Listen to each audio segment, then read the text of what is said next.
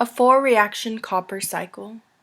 The objective of this experiment is to follow a sequence of chemical reactions in which the properties and compounds of copper react with. The 4-reaction copper cycle starts with copper and ends with copper, therefore demonstrating different types of chemical reactions in which tests the law of conservation of mass. First, you might ask yourself, what really is copper? Copper, represented by the symbol Cu, comes from the Latin word cuprum, and cuprum being the ancient name of the island of Cyprus, which was where the Romans collected their copper.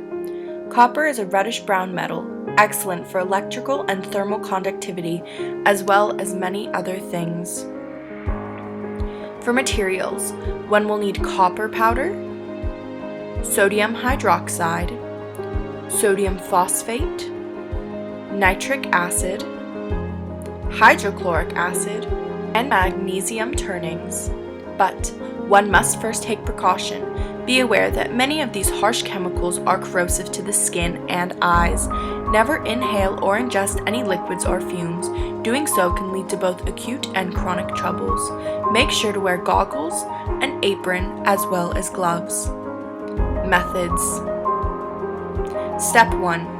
We had to prepare solutions of 6 molar nitric acid and sodium hydroxide, as well as a 0.3 molar solution of sodium phosphate. Step 2. After preparing these solutions, we mixed 0.25 grams of copper powder with 6 milliliters of nitric acid underneath a fume hood, then adding water afterwards.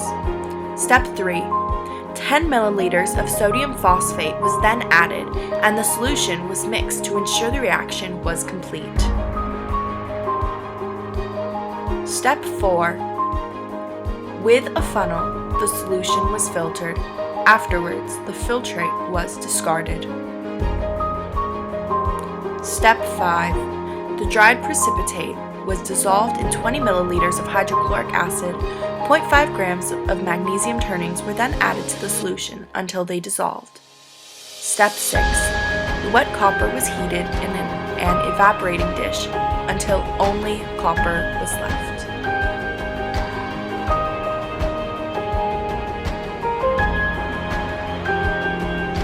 Through this experiment, not only was there an oxidation of copper being shown, but also a double replacement as well as a single replacement. With our initial starting mass of 0.25 grams of copper and an ending mass of 0.21 grams, we came to the conclusion that only 84% of the copper was recovered.